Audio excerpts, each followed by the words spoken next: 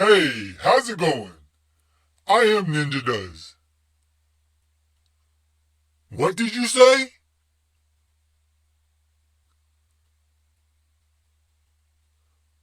Um, Thank you for stopping by.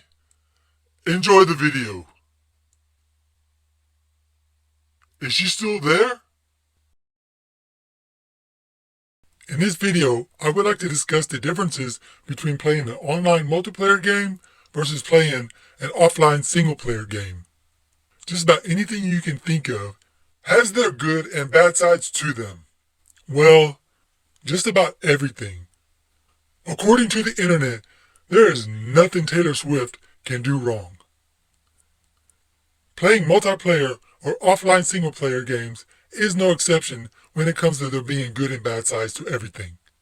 Also, a lot of people prefer one over the other. Unfortunately, it seems multiplayer games are taking over because of the return on the investments the publishers are making. The people that say that sucks are the ones not buying the DLC. But there are definitely a lot of people who are buying it. So as long as people are buying it, the publishers are going to keep dishing it out. No matter whether you choose offline single player or multiplayer, we are at the mercy of whatever the publishers choose to do. Hey Sean, how's it going? Oh, sorry, Steve.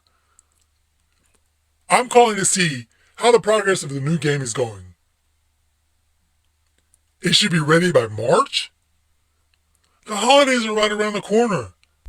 I'm thinking we should push for release sometime around early December.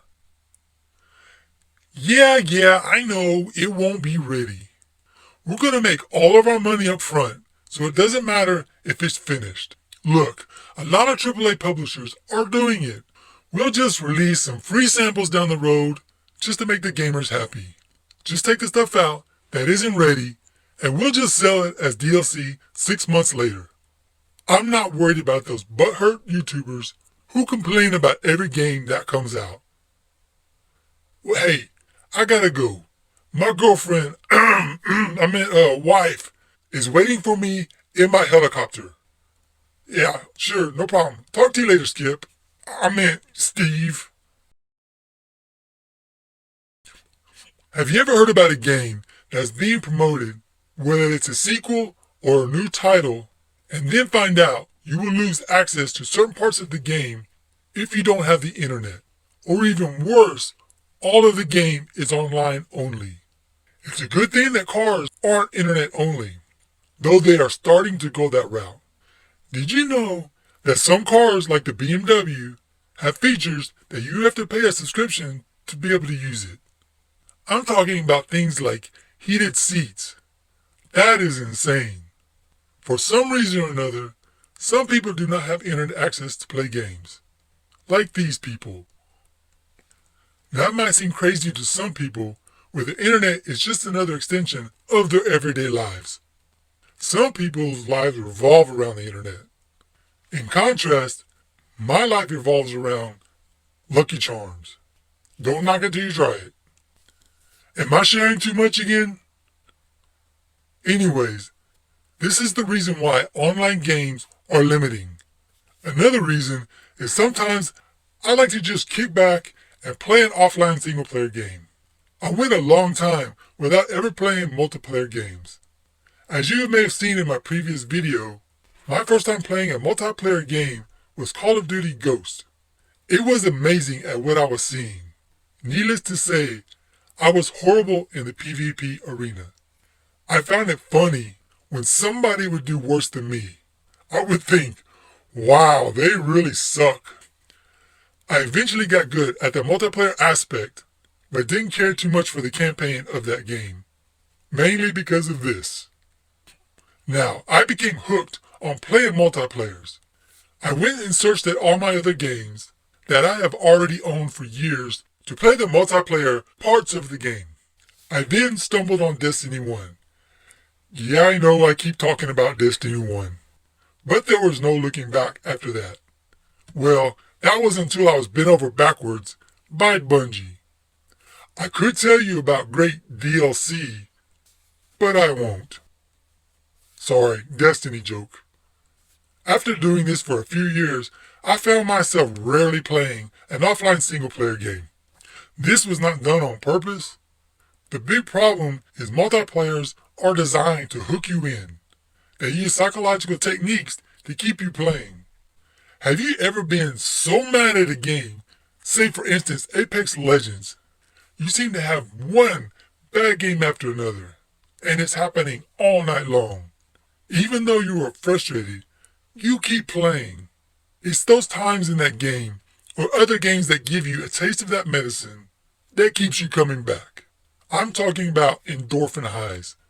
You know that feeling you get for winning a match or getting an amazing loot drop. It's like that time when you drop in and your first few crates you open up, you get purple armor and all the guns you love along with the attachments. If it was that easy all the time, players wouldn't get addicted to the game, or they would lose interest fast. There are a few drawbacks when dealing with random players in Apex. First of all, there's this guy. And then there's this. I can't peek all three of them by myself, so it don't matter if they're not good. Holy crap! I still need to hit my One shot. at a time! Now, one time I decided to get rid of the internet for a while to concentrate on other things. Playing single-player games was not like it used to be. Now, don't get me wrong, I still like them, but I became a lot pickier when it comes to gameplay because of playing multiplayer all the time. There are some games I like very much that mimic multiplayer games, but are single-player offline using bots. Some of the good ones are the Call of Duty games. Now, Call of Duty Ghosts is a really good example. The bots that you go up against don't just run around. They do drop shots, jump kills, and it feels like a PvP experience. You can even adjust it to the difficulty or have it more realistic, having a mixture of the difficulties. I was also shocked to see that they even include campers. I would catch myself talking to the screen as if that was a real person behind that bot that was camping out and killed me.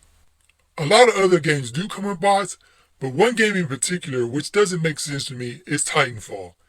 It does have bots, but you need the internet to use that ability. If I need the internet, then I might as well play multiplayer. Multiplayer definitely changed my perspective on gaming. I can honestly say I would have been just as happy if I had never started playing multiplayer. But now there's no turning back. I can never go back to the way it was before when I only played offline single player. It's like when you were a baby, and all you had known up to that point were mushed vegetables out of a jar. And then you get to taste the amazing sweet sensation that is ice cream. Oh, there's no going back. That's like crack to a baby. One of the biggest downfalls to online games is if the game isn't good. It will fail faster if it's online only. Yeah, you might say that's pretty much the way it is for most games, but it seems like multiplayer games fail a lot faster if they suck. It's like investing money in the real world. You have a choice of different things you want to invest in, through which the bigger the risk, the bigger the return. That's what a lot of publishers do when they go into developing their games, especially multiplayer games. One good example of taking this risk for high rewards is when EA decided to go online only with Need for Speed. They took a shot, but it failed.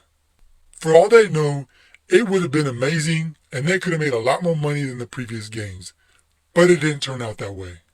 I think that's why a lot of publishers try to offer some aspect of an offline single player mode, even though you can tell they would have preferred not to have to deal with it.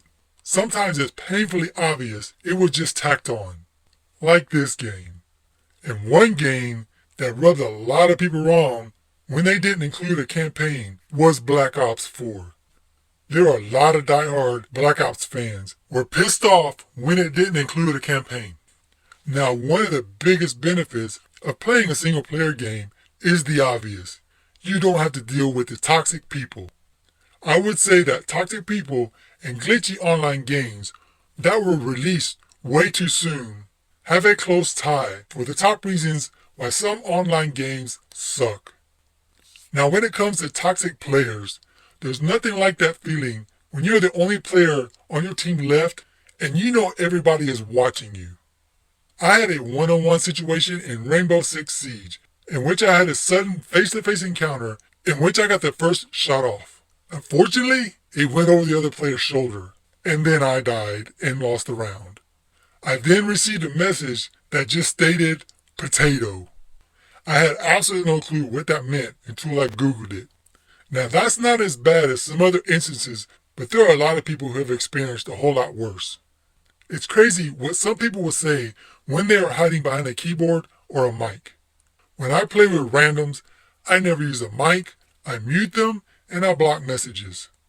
That's mainly why my example isn't that bad. Though some people have learned that toxic messaging is dumb because it's an easy way to get suspended or banned. Now, glitchy online games are just as bad.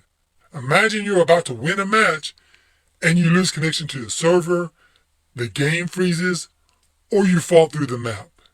It sucks enough if it happens a lot, but when you're about to win, it's like adding salt to the wound.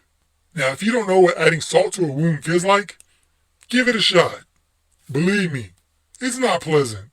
Another reason why offline single-player games are good is because certain games are best offline. Eventually, the Elder Scrolls went online, but let's say if they would have done this and made Skyrim online only, it would have ruined the game. Or at least it wouldn't have been as good. It would be like taking the Mona Lisa and hanging it in a gas station bathroom. Though you know it wouldn't hang there very long. Now there are some lines that publishers and developers should not cross. The problem is, once we draw that line, they will be fighting tooth and nail at the chance to cross that line if there is an increase in profit involved. That is the biggest downfall to anything. Back in the 80s, when they had the video game crash, they took advantage of the player base by pumping out garbage, because the faster they can get the games on the market, the sooner they can make the revenue. Now today, they can't do that, because thankfully, we have this guy to thank for bringing us back from the brink of disaster. I hate to say it, and I hope it's not true, but the days of just buying a single-player game, plopping it into your console, and eating Cheetos all weekend long while you play that game to completion are numbered. I'm not saying it will happen anytime soon, and I hope I'm wrong. Though eating Cheetos all weekend long will never get old and go away anytime soon. It doesn't matter if you play single player or multiplayer, there's always going to be something there for everybody in the foreseeable future. Now I'm new to making videos, so I'd appreciate it if you would subscribe and like my video. I thank you for stopping by, and take care.